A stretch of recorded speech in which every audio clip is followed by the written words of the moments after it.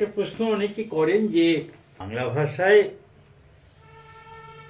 বই নেই, উচ্চশিক্ষার কোনো বই নেই, সুতরাং কিভাবে চলবে? এই প্রশ্নের রবীন্দ্রনাথ একটা সুন্দর উত্তর দিয়েছিলেন যে বাজারে টাকা চলিবে না, অথচ টাকশাল চলিতেই থাকিবে, এই অদ্ভুত আবদার তাহারা করিয়া থাকেন। টাকা চলবে না, কিন্তু সেই টাকা ছাপা হয়ে যাবে। তার মানে শিক্ষা প্রতিষ্ঠান বাংলায় যদি না চালু করে তাহলে বই হবে কোথা থেকে? তা সত্ত্বেও বাংলা ভাষায় বিজ্ঞান চর্চার উপরে একটা বই বিনয়ভূষণ রায় বলে একজন লিখেছেন, তার কাছ থেকে আমরা এই হিসাবটা পেয়েছি। 19th সেঞ্চুরি, সেখানে বাংলায় লেখা বিজ্ঞানের বই ভাষা হিসাবে বিভিন্ন আলাদা করা আছে।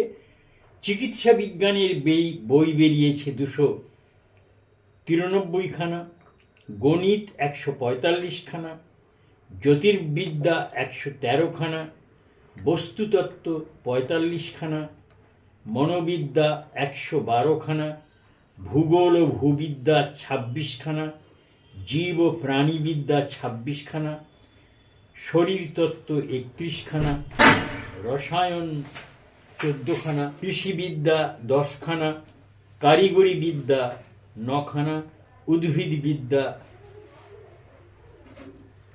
9 খানা, পদার্থবিদ্যা 1 খানা, মোট 834 খানা বই, বিজ্ঞানের বই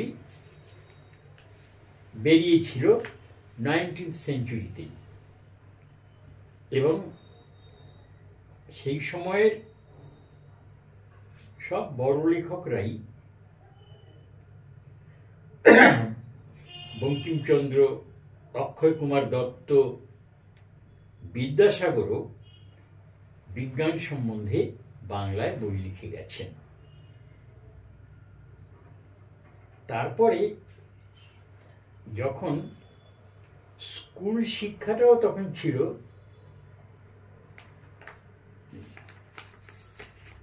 স্কুলেও মাধ্যম ছিল ইংরেজি। রবীন্দ্রনাথ তো নিজে স্কুলে ঠিক পড়েনি, তিনি আজীবন মাতৃভাষার মাধ্যমে প্রাথমিক স্তর থেকে শেষ স্তর পর্যন্ত শিক্ষা এইটার পক্ষে পড়ে গেছেন। এবং আজকে যে কোনো মর্যাদা সম্পন্ন আধুনিক দেশ, প্রতিটি দেশেই তাদের মাতৃভাষার বাচক যত কমই হোক না কেন, নেদারল্যান্ডে ডাচ ভাষায় প্রথম প্রাথমিক শিক্ষা থেকে এই ভাষা পর্যন্ত হয়। কোরিয়ান ল্যাঙ্গুয়েজ কত অল্প বাচক, 2 কোরিয়াতেই তাদের মাতৃভাষার মাধ্যমে প্রাথমিক থেকে শেষ শিক্ষা পর্যন্ত হয়। জাপানেতে ইংরেজি শিক্ষা শুরু হয় ক্লাস 6 থেকে, তাদের রুটিন আমার কাছে আছে, তাদের একটা পিরিয়ড ইংরেজির জন্য থাকে ক্লাস 6 থেকে। এখন যেহেতু স্কুলের বিদ্যাটা মানে ম্যাট্রিক, প্রথমে এন্ট্রান্স তারপরে ম্যাট্রিক তো চালু ছিল ইংরেজিতে, বইও সব ইংরেজিতে, বিজ্ঞানের বই, ইতিহাসের বই, অন্যান্য সাবজেক্টের বই ইংরেজিতে। 1915 সালে সার্জেন্ট কমিশন বাংলার শিক্ষা ব্যবস্থা সম্পর্কে তত্ত্ব তালাশ করে তাড়িয়ে দেওয়ার জন্য রবীন্দ্রনাথেরও ইন্টারভিউ নিয়েছিলেন তিনি। যে তখন প্রথম বিশ্বযুদ্ধ চলছে বলে তখন আর ওটা চালু হয়নি, চালু হতে হতে 1935-এর এসে ঠিক হলো যে 10ম শ্রেণী পর্যন্ত বাংলা মাধ্যমে পড়ানো হবে এবং ম্যাট্রিক পরীক্ষা বাংলা মাধ্যমে প্রথম বছর দেয়া হবে 1940 সালে। হাহাকার উঠল, কোথায় পরিভাষা, বিজ্ঞানের পরিভাষা সমিতি তৈরি করা হলো 1936-এ এবং তারা এক বছরের মধ্যেই বিজ্ঞানের বিভিন্ন শাখার শব্দের পরিভাষা তৈরি করে ফেললেন। 1940 সালে যারা ম্যাট্রিক পরীক্ষা দিয়েছে, মানে 39-এ যারা 9, তখন থেকে পড়া শুরু হয়ে গেল সেই সব বই। আমি 55 সালে ম্যাট্রিক পাশ করেছি। আমাদের কাকা টাকারা বলতেন, কি তোরা পড়িস, আগ্নেয়গিরি, ভলকানো। তারা বলতেন যে রোরিং ফর্টিজ, তোরা কি গর্জন 40, এইগুলো কি কঠিন কঠিন। কিন্তু আমরা তো এইগুলোই দেখছি। এমনকি যেটা প্রপার নাউন তারও বঙ্গানুবাদ দিব্যি চলছে, এখনো চলে। প্রশান্ত মহাসাগর, প্যাসিফিক ওশান, তার বাংলা করা হলো প্রশান্ত মহাসাগর। ঠিকই চলছে, কোনোই শ্রুতিকটু বা কোনো কিছু না। এইভাবে মাধ্যমিক পর্যন্ত, আমরা তো মাধ্যমিকে যে যতটুকু বিজ্ঞান পড়েছি তত বাংলাতেই পড়েছি। এবং আজকে যাদের বয়স 60-65 থেকে শুরু করে 100 পর্যন্ত যারা বেঁচে আছেন, তাদের প্রত্যেকেরই প্রায় শিক্ষা, অধিকাংশের শিক্ষা বাংলা মাধ্যমে।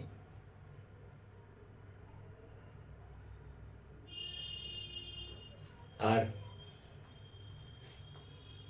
সুতরাং বই যে নেই এটা নয়। আমার এক বন্ধু তার মেয়েকে পড়তে দিয়েছেন ইতিহাসে অনার্স, হলো ইংরেজিতে ইতিহাসে, বাংলায় তো বই নেই। বাংলা ভাষায় ইতিহাস চর্চা গ্রন্থপঞ্জি,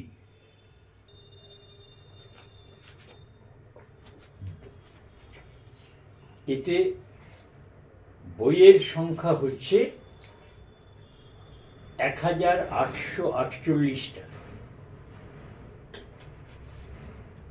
অথচ অধ্যাপিকারা বলেন যে বাংলা ভাষায় বই নেই। পশ্চিমবঙ্গ রাজ্য পুস্তক পর্ষদ খুব চমৎকার সমস্ত বই উচ্চ বিদ্যায় শেখানোর জন্য তারা করেন। তারা যোগ্য লোককে দিয়ে লিখিয়েছেন। তা সত্ত্বেও এই অভিযোগটা করা হয়, অভিযোগটা ঠিক নয়। কিন্তু এটা একটা কি বলবো, বাংলার বিরুদ্ধে এক ধরনের অন্তর্ঘাত। এই যে গুজব ছড়িয়ে যে না ওখানে যেও না, ও বাড়িতে ভূত আছে, এইরকম একটা ব্যাপার চলছে। তাহলে বাংলা ভাষা এখন আস্তে আস্তে তার ক্ষেত্র হারাচ্ছে। কোথায় ক্ষেত্র হারাচ্ছে? বিশেষত শহরাঞ্চলে শিক্ষার জায়গা থেকে ক্ষেত্র হারাচ্ছে দৈনন্দিন অফিস আদালতের কাজকর্ম থেকে। যদিও আইনত বলা আছে যে যে কোনো বাংলা, হিন্দি বা ইংরেজি যে কোনো ভাষায় আপনি ব্যাংকের পাসবই ইত্যাদি পেতে পারেন। যে পাসবই চাইলে পাওয়া যাবে না। আমার কাছে রিজার্ভ ব্যাংকের একটা সার্কুলার আছে, আমরা আরটিআই করে বার করেছিলাম। তাতে বলা হয়েছে প্রতিটি রাজ্যের ভাষায় ব্যাংক সমস্ত রকম কাগজপত্র দিতে বাধ্য। এটা রিজার্ভ ব্যাংকের সার্কুলার স্যার, সেটা এখন আপনাকে খুঁজে বার করতে হবে কোথায় আছে। এখন আমরা কজন ব্যবহার করি? আমরা ভাবি যে না, এই আবার যদি বানানে ভুল হয়, এই হয়। আমরা স্বাক্ষর কজন বাংলায় করি? একবার চাকরির জায়গায় ইংরেজিতে করে ফেলেছি বলে আইনে আটকে গেছি, সেখানে করতে হয়। কিন্তু এমনি কোনো একটা মিটিং টিটিংয়েও স্বাক্ষরের তালিকা যদি দেখা হয়, আত্মনাম স্বাক্ষরও সেখানে মাতৃভাষায় অনেকেই করেন না। তার মানে ব্যাধিটা ভেতরে গভীরে ঢুকে গেছে, অনেক গভীরে। আমাদের ক্ষেত্র হারাচ্ছে, দেখবেন এমনকি বাংলা লিপি পর্যন্ত হোয়াটসঅ্যাপ মেসেজগুলো বাংলা ভাষায় লিখছে ইংরেজি অক্ষরে। তোকে, টিও কে, টিও একটু গ্যাপ দিয়ে কে, যেতে যে টিই।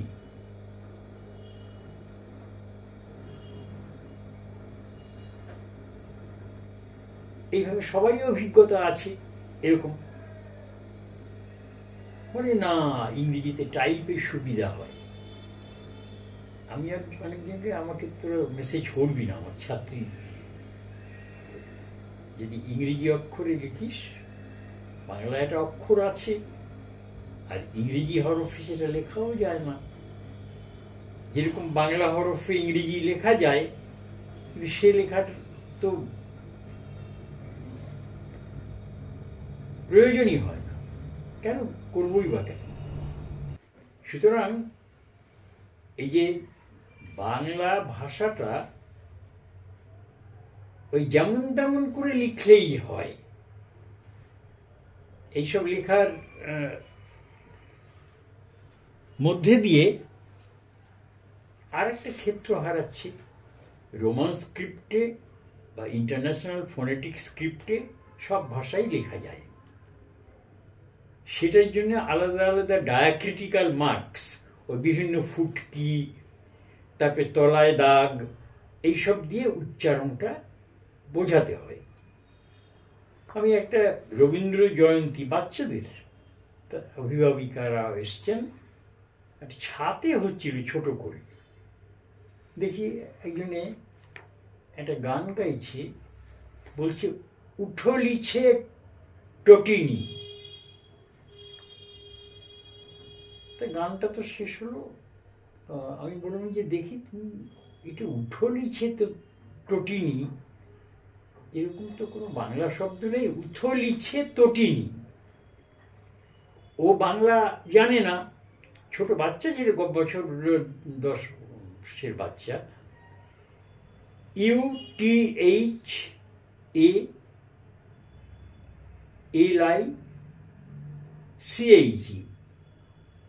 সে বললো উঠলিছে, কারণ ইংরেজিতে ত কোনো উচ্চারণের বর্ণ নেই। দ আছে, টও আছে, ত নেই, থ নেই। থ আছে, টিএইচ দিয়ে থ করা যায়।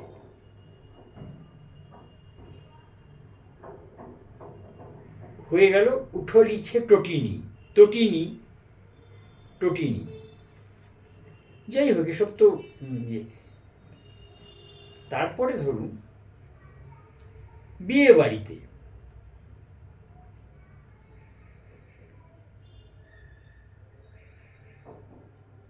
নন্দিতা ওয়েডস সুবীর,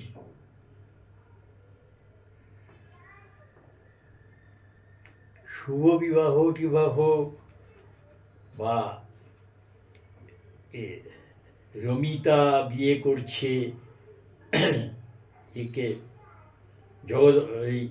জগৎ নারায়ণকে, এরকম কোথাও বাংলা লেখা খুব কম দেখি, সবই জায়গায় ওয়েডস। এখন এই প্রত্যেকটা জায়গায় একটু একটু একটু একটু করে একটু একটু করে আমরা আত্মীকরণ করে নিচ্ছি ইংরেজি ভাষা, ইংরেজি কায়দা, ইংরেজি ধরনকে। তার ফলে বাংলার ক্ষয় হচ্ছে।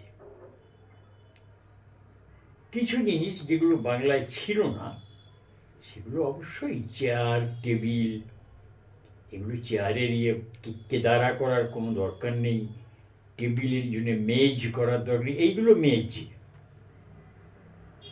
সেগুলো ঠিকই আছে। যেগুলো আমাদের ছিল না সেই শব্দগুলো স্বাগত, আমরা সেই আগন্তুক শব্দগুলোকে আমরা আদর করে নেব। কিন্তু আমার শব্দের মৃত্যুর বিনিময়ে, আমার শব্দের বিদায়ের বিনিময়ে সেই শূন্যস্থানে একটি বিদেশি শব্দ এসে বসবে, এই জিনিসটার মধ্যে দিয়ে ভাষা দুর্বল হচ্ছে, ভাষা তার ক্ষেত্র হারাচ্ছে।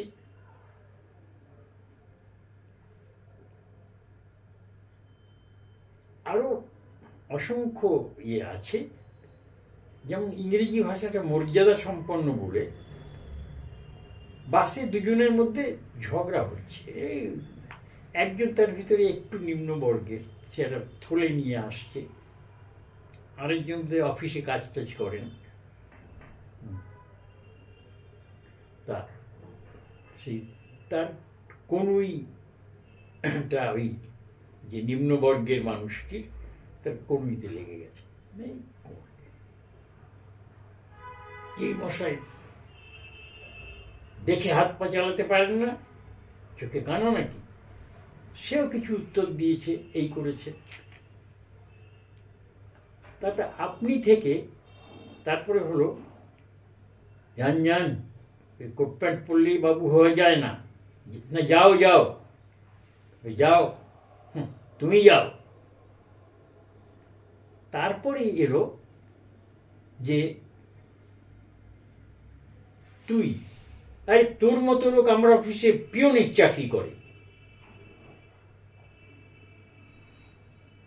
তারপরে আর একটা কি বললো, এইখানে তার সামাজিক স্তরে নামিয়ে দিল। তারপরে হচ্ছে কি, তারপরে ইনি বললেন শাট আপ, তারপরে ইউ শাট আপ। এইভাবে ভাষা দেখা যাচ্ছে ক্রমাগত, এই যে আপনি, তুমি, তুই, এটা ইংরেজিতে সবই ইউ, বাংলায় সম্মানবাচক বা দূরত্ববাচক হচ্ছে আপনি, আর সাধারণভাবে হচ্ছে তুমি, আর আপনবাচক বা তুচ্ছতাবাচক হচ্ছে তুই। যখনই একটা লোককে আপনি বলতে বলতে বলতে বলতে আপনি তুই দিলেন, তখনই সঙ্গে সঙ্গে তার স্থান নির্ধারিত করে দিলেন। কিন্তু নিজের বন্ধু তাকে আপনাকে কবে যেন, আরে তুই রমেন, তখন এই তুই কিন্তু আপনার্থক। সেই জন্য দেখা যায় আপনি যতই সম্মানবাচক শব্দ হোক, ভগবান বা আল্লাহ তাকে কেউ আপনি বলে সম্বোধন করে না, দেবদেবীদেরও না। মাতোর কত রঙ্গ দেখব বল তুই।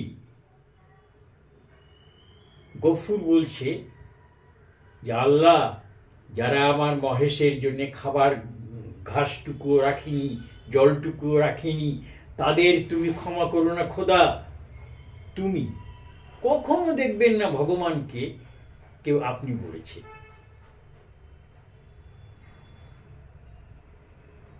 যাই হোক, এইভাবেই ভাষা, এটা ভাষাতত্ত্বের, সমাজ ভাষাতত্ত্বের ভিতরে চলে গেলাম। এটা হয়তো